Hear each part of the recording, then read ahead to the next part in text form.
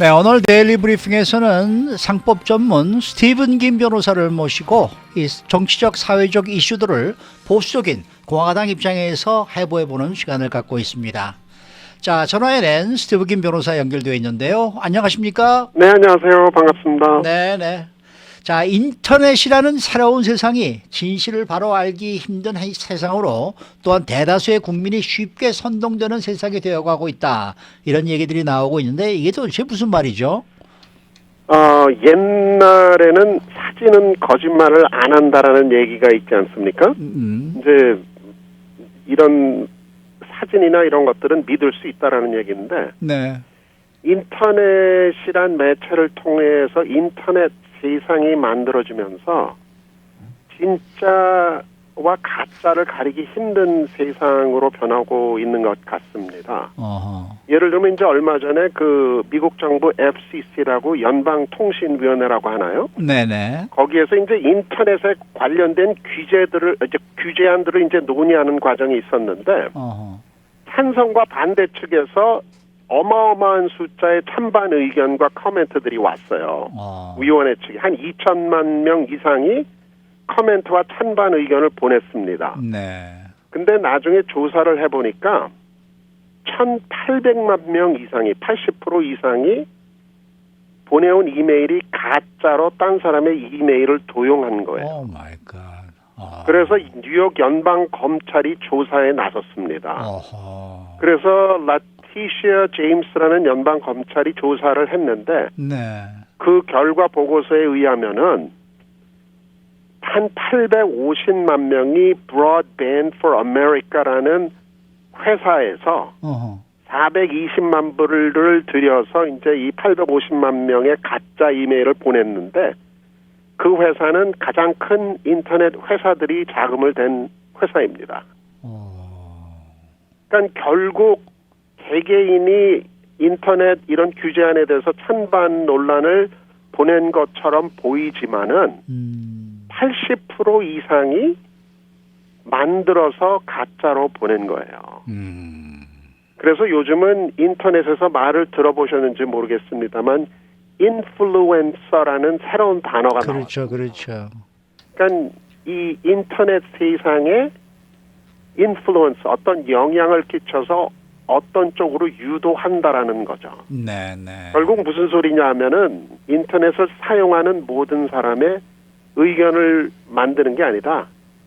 이런 가짜 이름이나 도용을 해가지고 인터넷의 여론을 조성한다라는 이제 그런 말이 되겠습니다. 그러니까 이제는 인터넷에서 나오는 모든 조사 결과나 말들을 잘 생각해서 도대체 누가 어디서 이런 걸 보내는지를 알아야지 잘못하면은 쉽게 현혹이 될 수 있지 않나 그런 생각이 듭니다. 네.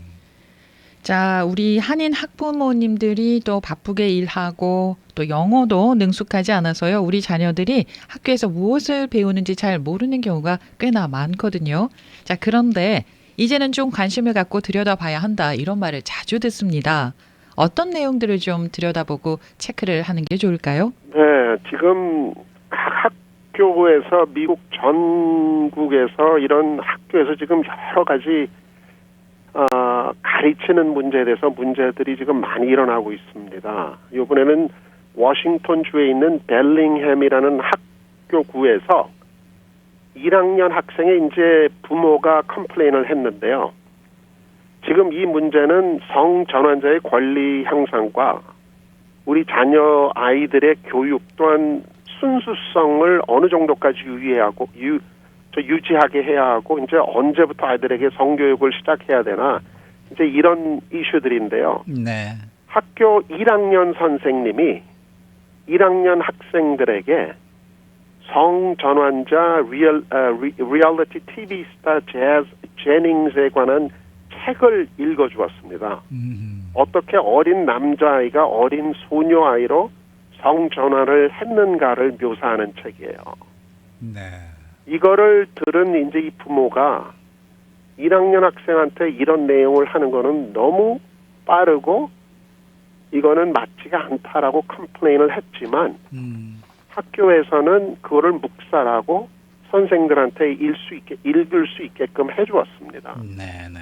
그래서 요즘은 지금 전 미국을 통해서 각 학교에서 소위 말하는 이제 equity, 평등, 뭐 diversity, 뭐 이런 다양성 and inclusion, 포함성 이런 equity, diversity and inclusion collection이라 해가지고 이런 성전환자, 성소수자에 관한 이제 책들을 권장 도서안에 포함을 시켰어요.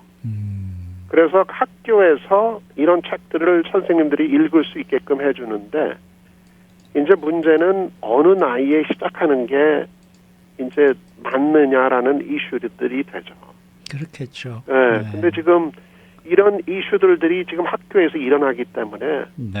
한인 학부모님들도 그냥 우리 애들은 학교에서 공부만 하겠지가 아니고 이런 공부 외에 어떤 사회적인 이슈들을 아이들한테 이제 영어로 말하면 indoctrinate, 그러니까 그런 이념을 심어주는 거거든요. 네네. 그러니까 부모님이 찬성할 수도 있고 찬성하지 않을 수도 있습니다. 하지만 한인 학부모님들이 어떤 일들이 학교에서 진행되는가를 알아야 될 것 같고, 그래야지 과연 이 학교가 내가 생각하는 어떤 원하는 사회 이슈들에 대해서 제대로 가리키는지를 알고 딴 데로 옮기든지 그러셔야 되겠죠.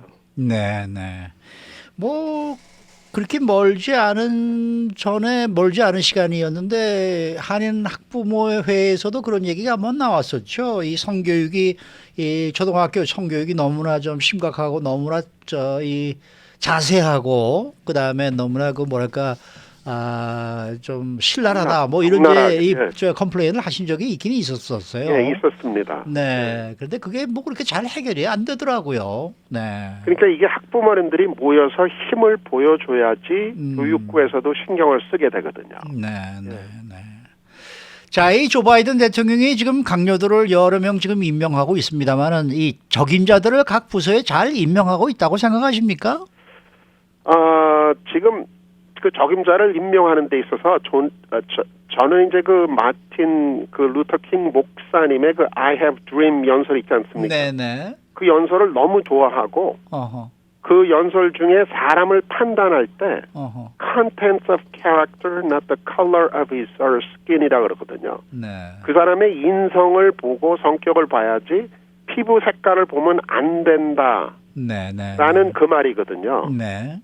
저도 그 생각하에 이제 예를 들어서 대통령이 각 연방 부서의 장관이나 중요한 직책에 사람을 임명할 때 가장 qualified, 능력이 있고 그 자리를 이제 책임 맞춰서 할 수 있는 사람을 이제 임명해야 된다라고 생각하거든요. 네.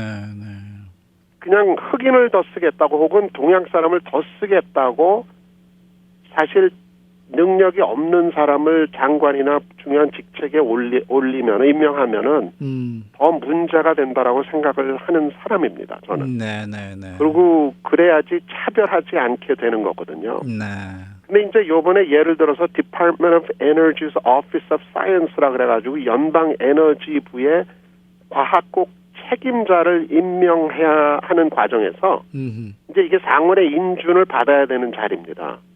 또한 $7 빌리언 정부 예산을 관리하고 이 오피스에서는 이제 엑스레이 관련 핵폭탄, 뭐 핵융합 관련된 아주 전문적인 물리학 그 과학을 주관하는 이제 오피스인데요. 여기서 여태까지 모든 책임자들이 이제 가장 큰 물리학 연구소의 책임자들이나 물리학자들이었습니다. 근데 요번에 바이든 대통령이 토양 지질학자, 흑인 여성인 토양 지질학자를 임명을 했어요. 전혀 물리학이나 에너지학이나 에너지 정책에는 백그라운드가 없고 이런 어떤 관리직을 수행해 본 경험이 없는 사람입니다. 네. 그저 흑인 여성이고 이런 그 다양성, 뭐 디버시티의 한 사람이 된다고 해서 이 흑인 여성을 임명을 한 거예요. 그래서 이제 캘리포니아의 유명한 대학교의 이제 전기공학자가 이 토양 지질학 교수의 임명은 신문 딜리버리를 하는 아이에게 구글 회사를 맡기는 것과 같다. 라고 말을 했습니다. 네. 그러니까 이제 자격이 꼭 퀄리파이 된 사람을 임명하는 것이 아니라 아하. 인종과 피부 색깔을 토대로 사람을 임명하는 그런 정책은 저는 좋은 정책이 아니라고 생각합니다. 좋은 임명 방법이 아니라고 생각을 합니다. 네, 네, 네. 오늘 말씀 잘 들었습니다. 네네. 네, 지금까지 상법 전문 스티븐 김 변호사와 함께했습니다.